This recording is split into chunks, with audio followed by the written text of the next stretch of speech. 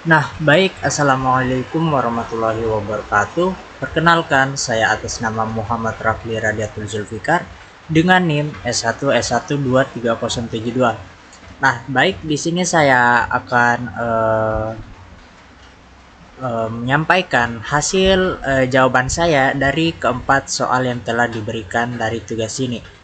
Kita masuk pada pertanyaan pertama atau soal pertama. Kita baca artikel berikut dan saya sudah baca. Jelaskan isu pelanggaran ITE yang terjadi pada artikel tersebut. Berikan alasan Anda, apakah tindakan yang dilakukan oleh pelaku itu dibenarkan atau tidak dibenarkan. Setelah yang saya telah baca dari CNBC Indonesia ini, dan ini merupakan kasus tentang pembocoran 70.000 data dari kasus pembocoran KTP. Pelakunya ini adalah seorang hacker yang masih belum diketahui namanya, dan kejadiannya ini kalau saya tidak salah terjadi pada tanggal 3 Oktober 2025. Kenapa hacker ini membobol 70.000 data tersebut? Karena dia ingin memeras software dari Discord. Sengaja dia membobol 70.000 data ini agar dia bisa memeras Discord itu. Jikalau tuntutannya ini tidak diterima oleh Discord, maka orang lain ini akan banyak masalahnya begitu. Apakah alasan tindakan dilakukan pelaku itu dibenarkan atau tidak dibenarkan? Menurut saya itu tidak dibenarkan, karena si pelaku atau si hacker ini sudah membocorkan data pribadi seseorang tersebut di publik. Bisa saja data orang tersebut disalahgunakan oleh pihak lain. Contohnya dia mengirimkan alamat email si korban, terus barangnya itu seperti barang COD-nya itu pelakunya itu mengirimkan ke korban tersebut. Maka si korban ini tidak mengetahui apa-apa tentang barang tersebut, maka ini juga akan terjadinya penipuan atau kasus penipuan tersebut. Ini juga banyak kejadian. Untuk pertanyaan atau soal kedua, analisis potensi konflik antara kepatuhan terhadap UU ITE dan prinsip etika profesional TI dalam konteks kebebasan berekspresi. Jawaban saya ini, UU ITE ini adalah sebagai pembatas untuk kebebasan berpendapat yang dilakukan setiap individu di sosial media, seperti dia mencegah adanya pelanggaran di sosmed. Dalam etika profesional TI, untuk pendapat seseorang atau pendapat setiap individu itu akan dihargai, karena semua orang kan memiliki kebebasan dalam berpendapat atau memiliki haknya masing-masing. Yang dimana konfliknya ini sering terjadi dikarenakan pendapat dari setiap individu, adanya saran dan juga kritik. Setiap pendapat tersebut pasti memiliki pelanggaran. Inilah fungsi UU ITE dalam mengatasi pelanggaran tersebut, seperti adanya penghinaan, sara, rasis, dan juga pencemaran nama baik. Itulah UU ITE yang bisa diajukan untuk kepatuhan dalam bersosmed. Jelaskan terkait UU ITE di berbagai belahan negara, minimal 3 negara. Berikan perbedaan dengan UU ITE di Indonesia. Notnya sini minimal hanya boleh 1 negara yang sama untuk tiap orang. Di sini saya sudah memilih 3 negara yang akan dibandingkan dengan UU ITE di Indonesia. Yang pertama ada Israel, Romania, dan juga Georgia. Yang pertama itu kita mulai di Israel. Nah, di Israel ini memiliki regulasi cyber yang kuat melalui berbagai cyber security regulation dan kebijakan yang diawasi oleh National Cyber Directorate. Nah, regulasi tersebut berfokus pada perlindungan infrastruktur kritis, keamanan jaringan, perlindungan data, dan penanggulangan serangan cyber.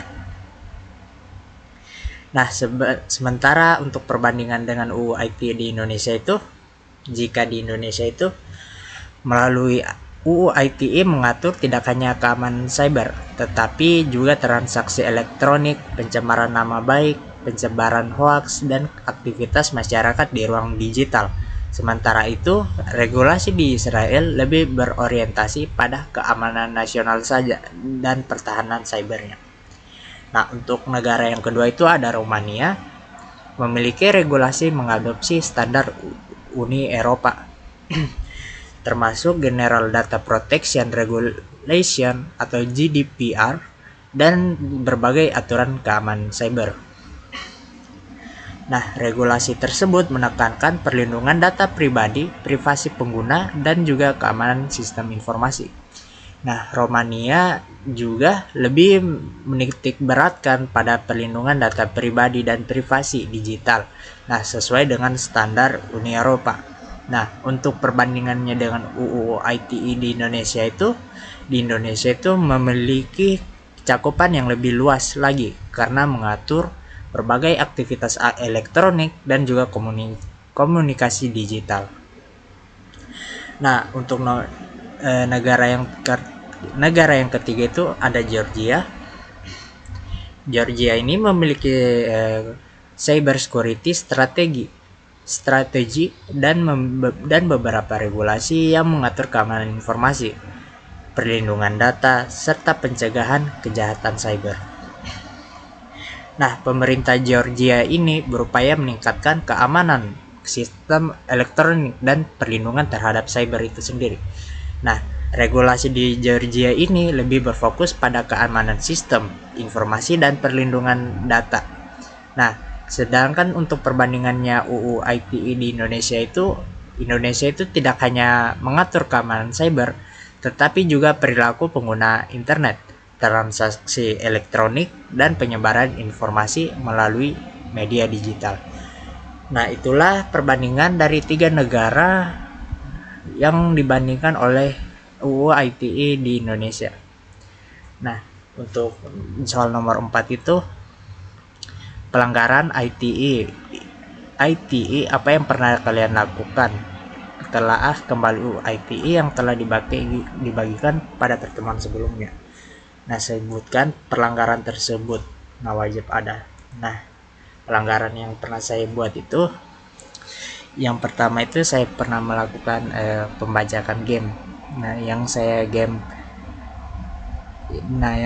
game bajak itu game lama atau gamenya ini sudah tidak diproduksi lagi dan sudah tidak dijual lagi. Makanya saya membajak game tersebut. Contohnya itu game Need for Speed Most Wanted tahun 2025. Nah, saya juga tidak tahu kalau ini sudah mencakup hak lisensi milik orang lain. Saya juga itu dulu belum mengetahui tentang adanya peraturan ini, apakah mengambil atau mencuri hak cipta lain itu bisa melanggar peraturan juga. Dan juga saya pernah baca di ChatGPT saya pernah membaca di ChatGPT kalau ini juga sudah termasuk pelanggaran. Nah, ini pelanggarannya ini sudah terkandung di dalam UU ITE pasal 32. Jika kita melakukan tindakan seperti mengubah, merusak, memindahkan, atau mengambil data elektronik milik orang lain tanpa hak, tergantung pembajakan yang dilakukan. Karena saya membajak gamenya, otomatis saya mencurinya, bukan membelinya. Tapi untuk gamenya itu tidak diproduksi lagi atau tidak dipasarkan lagi, karena memang game lama. Nah, untuk caranya saya membeli game jadul tersebut atau meskipun sudah tidak diproduksi, kita bisa membelinya sekarang banyak di toko online. Misalnya kita beli bekas atau CD yang original atau dia sudah membelinya di tahun itu 2005, sorry. Nah, untuk harganya itu pasti lebih mahal. Kenapa sekarang orang-orang itu lebih membajak game-game lama? Karena sudah sudah tidak diproduksi dan juga tidak harus membayar lebih begitu. Jadi itu merupakan opsi jadi gamer. Dan juga untuk tindakan kedua itu, saya juga pernah mengejek orang lain di dalam game karena performanya itu terlalu buruk.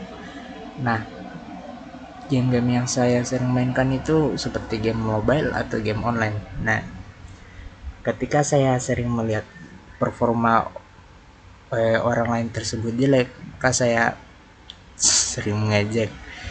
Nah, ini juga terkandung pada pasal 27 ayat 3 UU ITE. Apabila ejekan tersebut berupa penghinaan atau merendahkan seseorang yang disampaikan melalui media elektronik, misalnya chat game, komentar, dan media sosial. Nah, ini tindakan yang sering saya lakukan. Tapi saya juga mengurangi atau menghindari dari tindakan tersebut, karena itu juga bisa merusak etika kita dalam kehidupan sehari-hari, meskipun hanya di dalam game, tapi jikalau terus menerus maka itu akan berdampak pada diri kita sendiri. Makanya saya ingin mengubahnya. Nah, sekian dari saya mohon maaf apabila ada kesalahan pengucapan atau kata saya yang kurang enak didengar, dan saya akhiri. Wabillahi taufiq wal hidayah. Wassalamualaikum warahmatullahi wabarakatuh.